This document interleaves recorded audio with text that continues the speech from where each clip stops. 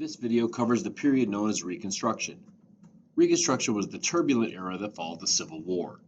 It was the effort to reintegrate Southern states from the Confederacy and 4 million newly freed slaves into the United States. Under the administration of President Andrew Johnson in 1865 and 1866, new Southern state legislatures attempted to control the labor and behavior of former slaves and other African Americans. Outrage in the North over these codes led to the triumph of a more radical wing of the Republican Party. During Radical Reconstruction, blacks gained a voice in government for the first time in American history, winning elections to Southern state legislatures and even to the U.S. Congress. In less than a decade, however, reactionary forces, including the Ku Klux Klan, would reverse these changes wrought by Radical Reconstruction in a violent backlash that restored white supremacy in the South. The Freedmen's Bureau, formerly known as the Bureau of Refugees, Freedmen, and Abandoned Lands, was established in 1865 by Congress to help millions of former black slaves and poor whites in the South in the aftermath of the Civil War. The Freedmen's Bureau provided food, housing, and medical aid, established schools, and offered legal assistance. It also attempted to settle former slaves on land confiscated or abandoned during the war. However, the Bureau was prevented from fully carrying out its programs due to a shortage of funds and personnel, along with the politics of race and Reconstruction. In 1863, President Lincoln made some preliminary plans for post-war Reconstruction. The Union armies had captured large sections of the South, and some states were ready to have their governments rebuilt. The proclamation addressed three main areas of concern. First, it allowed for a full pardon for and restoration of property to all engaged in the rebellion, except for the highest Confederate officials and military leaders. Second, it allowed for new state government to be formed when 10% of eligible voters had taken an oath of allegiance to the United States. Third, the Southern states admitted in this fashion were encouraged to enact plans to deal with the freed slaves, so long as their freedom was not compromised. In contrast, President Johnson believed that the Southern states should decide the course that was best for them. He also gave amnesty and pardons to former Confederates. He returned all property, except of course their slaves, to former Confederates who pledged loyalty to the Union and agreed to support the 13th Amendment. Confederate officials and owners of large taxable estates were required to apply individually for a presidential pardon. Many former Confederate leaders were soon returned to power, and some even sought to regain their congressional seniority. By 1866, 7,000 presidential pardons had been granted. With the assassination of President Abraham Lincoln, Andrew Johnson became the 17th President of the United States. An old-fashioned Southern Jacksonian Democrat of pronounced states' rights views. Born in Raleigh, North Carolina in 1808, Johnson grew up in poverty. He served in both houses of Congress, fighting for the common man and the yeoman farmer. As president, he vetoed several bills passed by the radical Republican-controlled Congress that attempted to grant more rights and freedoms to blacks in the South. He also opposed the 14th Amendment, which was ratified by the states in 1868. In early 1866, congressional Republicans, appalled by mass killing of ex-slaves and adoption of restrictive black codes, seized control of Reconstruction from President Johnson. Congress denied representatives from the former Confederate states to their congressional seats, passed the Civil Rights Act of 1866, and wrote the 14th and 15th Amendments to the Constitution. The most radical proposals advanced during Reconstruction, to confiscate plantations and redistribute portions to the freedmen, were defeated.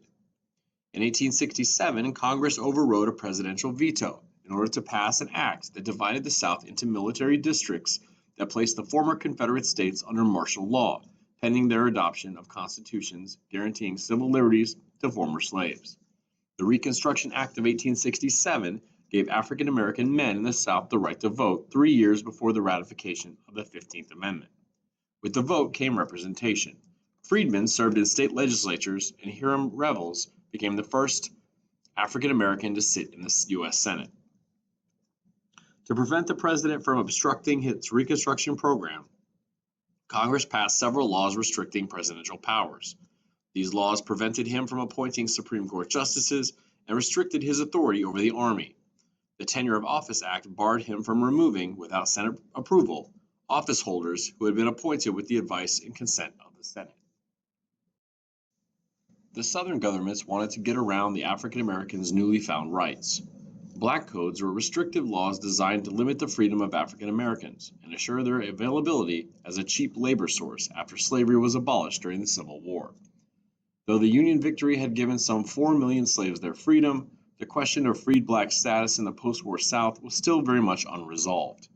Under black codes, many states required blacks to sign yearly labor contracts. If they refused, they risked being arrested, fined, and forced into unpaid labor. Outrage over black codes helped undermine support for President Andrew Johnson and the Republican Party. Congress then passed the Civil Rights Act, which granted citizenship to African Americans. Johnson again vetoed this measure, but the bill was passed over his veto.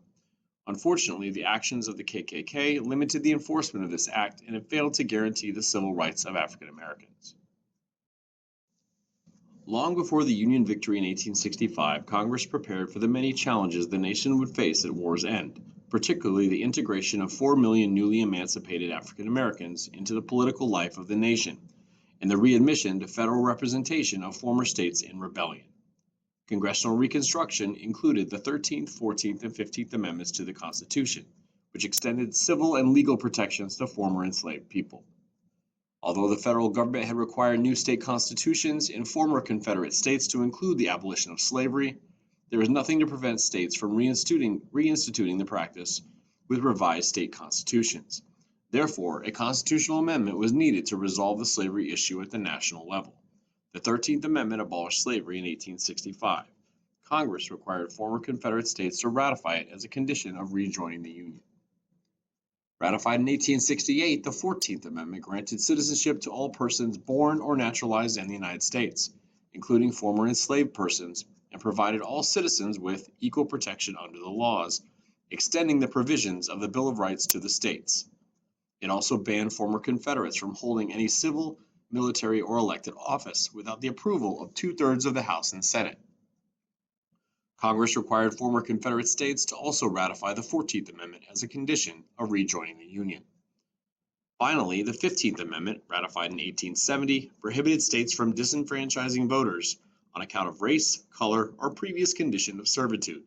The amendment left open the possibility, however, that states could institute voter qualifications equally to all races, and many former Confederate states took advantage of this provision, instituting poll taxes and literacy tests, among other qualifications. The U.S. House of Representatives votes 11 articles of impeachment against President Andrew Johnson, 9 of which cite Johnson's removal of Secretary of War Edwin M. Stanton, a violation of the Tenure of Office Act. The House vote made President Johnson the first president to be impeached in U.S. history.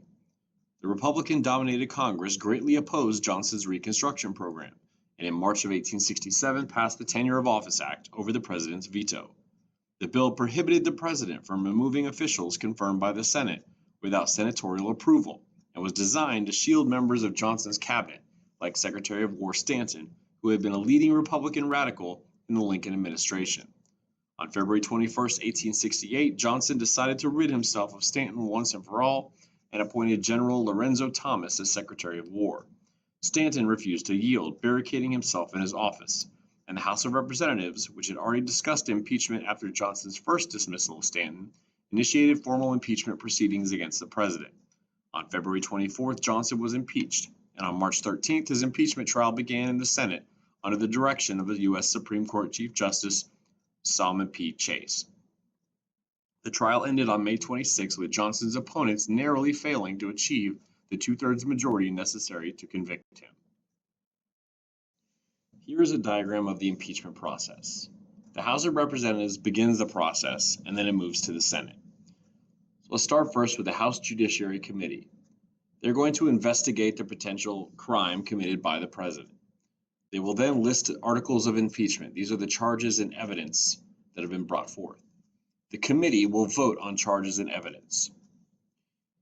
Once the charges have been voted on, it moves to the General House of Representatives, where it will be debated on the floor.